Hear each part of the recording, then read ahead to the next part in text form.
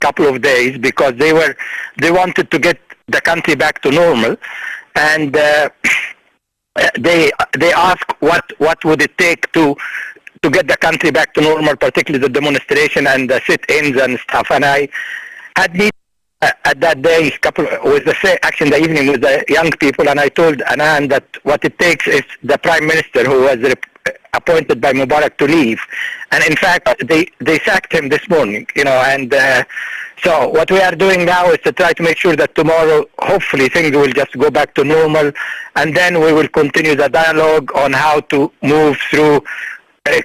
Possibly we have a different proposal is to have a constituent committee to have a new constitution, and then afterward have a presidential election based on a new constitution. So we are working on the next stage, but at least we establish a bridge with them there, which is quite good actually. Then. Yeah, that sounds good. Actually, when I got back, I had a chance to talk to Bill Burns, and he told me that you had a good conversation, and I heard from Bill that you had been in this conversation with Tantawi. So that sounds like it's continuing, that it was not just a one-time thing, but you've now got sort of an open channel? That's correct. I think I've been in contact with the Chief of Staff, Annan. He's the numbers. I mean, he's the Chief of Staff, not the Minister. And I've been in contact with him the last couple of days, trying to tell him, what the young people need to stop them sitting in and demonstrating, and that their obsession or bottom line was the Prime Minister of Mubarak should be sacked, and he was sacked this morning. And right now, I've been on the phone with everybody, the young people, the brotherhood, and everybody to make sure that we then respond properly tomorrow and not have, again, a demonstration tomorrow. And I told Annan today that we will continue the dialogue, and then I think the next step will be to try to work with him and as much how we have a smooth transition through a new constitution and proper presidential election, and then hopefully later on a parliamentary election, because the parliamentary election right now, as I told Bill, would only benefit the ruling party and the brotherhood. The ICE was a good thing then, but I would hope that if we have this dialogue, then we can maneuver things in the next 6 months in the right direction. Yeah, that sounds good. So in terms of when you think this presidential election could or should be, what is your current thinking? What are you thinking about that? Well, I'm thinking that we will first have to have a constituent committee to have a new constitution, because the old constitution that we still suspended is really a completely hodgepodge of authoritarian system. So what we are going to propose to them is that they will have a constituent committee, and then within the next 6 months we'll have a new constitution that will be put to referendum, and in the meantime we'll have all the administrative work that is needed to prepare for presidential election. In other words, how to vote, free and guarantees for free and fair election, Egyptian abroad to have the right to vote, all that stuff. And then immediately, maybe within 5 months or whatever, if we have a new constitution, then we'll have a presidential election shortly after. The army does not want to stay in power more than 6 months. I mean, they really want to get out. I think they have a financial problem, and that's something you might need to know, that they are very short of money, and they are panicky a little bit about that. They need like $10 billion just to get them to pay the salaries and what have you. Then they also have a security issue, because most of the police force has been disbanded. So these are the two issues on Tantawi's mind, is basically how to get the money, and I think they're trying to get some money from the Gulf. Hopefully, I think myself or Sawiris or other might go to Europe or to you. I mean, they need money, and obviously the security is an issue on their mind. And the third thing, they want to get the country back to normal, and that's why they were still very unhappy with all this demonstration and stuff. And if we manage now with this, the Prime Minister is being out. If we manage now to get the country back to some way of normalcy, in other words, the army gradually withdraw from the streets, open the movies, get the schools to open, then I think we're moving in the right direction. So that's where we are. It has, they really didn't have much of a clue than about other than they want to get out of the 6 months and deliver the good, the hot potato to whoever.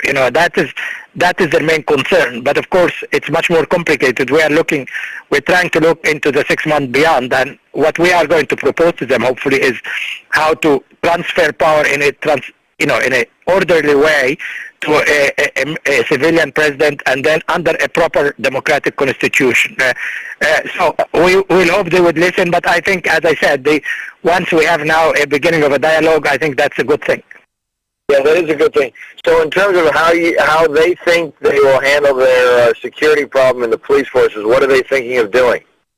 Oh, I don't know very much. I mean, and this is something maybe your people, they have a shortage of police in the streets, and they say the army cannot last at all more than the 6 months, and that's why they want to wrap up things in 6 months, and they definitely need help in augmenting the police force in the country, and maybe then I think this is a major priority for them, and maybe you can help them through some technical assistance. I mean, that's really the number one issue for them.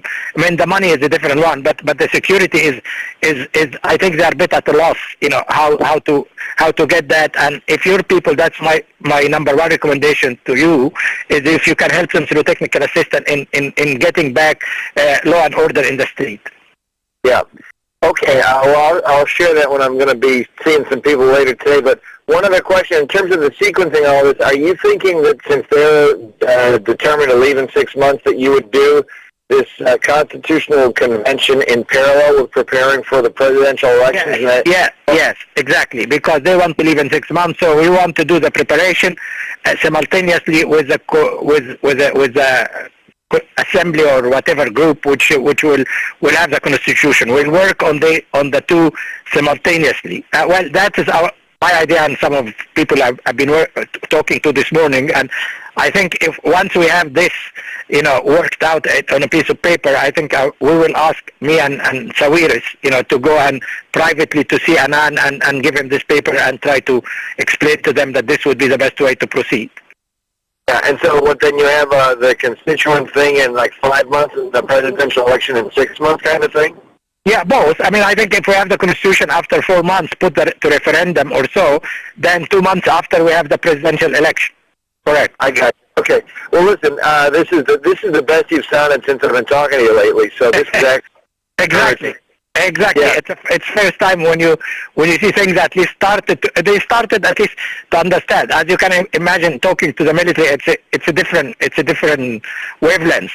But hopefully now we started to build some trust and dialogue, and we can. I'm still hopeful, and if I need to talk to you, I will talk to you. But right now, help on the law and order, then it would help them a great deal. And frankly, if you can help them in any way with some money, I don't know the details. But Tantau is panicky on this $10 billion they need for. But I know they are. I think basically, on my reading in the newspaper, that they are also contacting some of the Gulf states. But you can maybe through you get some of the Gulf states to pump some money here, cash, because they need to pay salaries.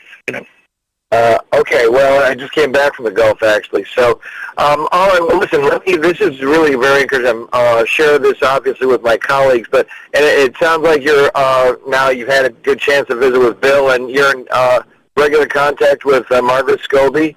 Yes, I mean, she called me yesterday. I gave her a readout of what I've been my meeting with the military. Yeah, absolutely.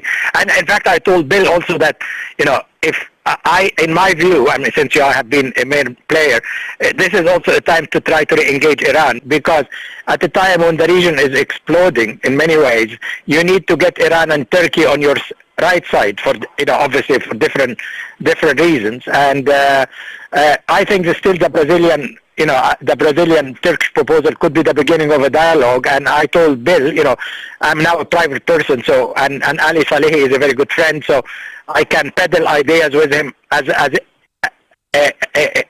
my own ideas if you need that. But anyway, I'm sure you have contact. But my overall recommendation is that you need to get them on your side. They could be a source of stability, at least in Afghanistan, Iraq right now, when we are handling what's happening in the Arab world around now. Yeah, I lost you for a second. The person you said you were in touch with is Salehi. Is that what you said? I could be in touch with him anytime. He's a very good friend. He's now the foreign minister, as you know, and he has been ambassador to Vienna for a year. So I haven't talked to him, but I can talk to him if you think it's useful, or if you think there are some ideas to peddle with him. But I can peddle it. Obviously, it's my own. You are not in the picture at all. You know. I have on that particular topic. I have not talked to anybody lately about that, but I'll share your thoughts on that. I was in Riyadh also. I have had good contacts with our Turkish colleagues, and I think we're really being quite close with them. Great. So that great. I agree. Yeah, I told Bill this idea. Actually, in a couple of hours, I might see the Turkish president and foreign minister. They are here for a few hours, so I might go and see them. And again, I will tell them to keep active and keep the dialogue with Iran. You know. Yeah. All right. Well, listen. This is the best you've sounded since January 25th. So I'm very encouraged. And we'll be in touch. I think the most important and urgent, Dan, I think people should know is that law and order right now. You know. I got it.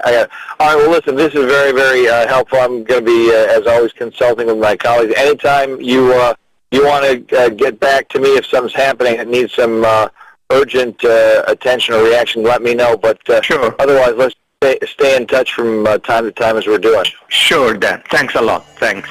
All right, have a great day. Thanks, Mohammed. Thanks a lot.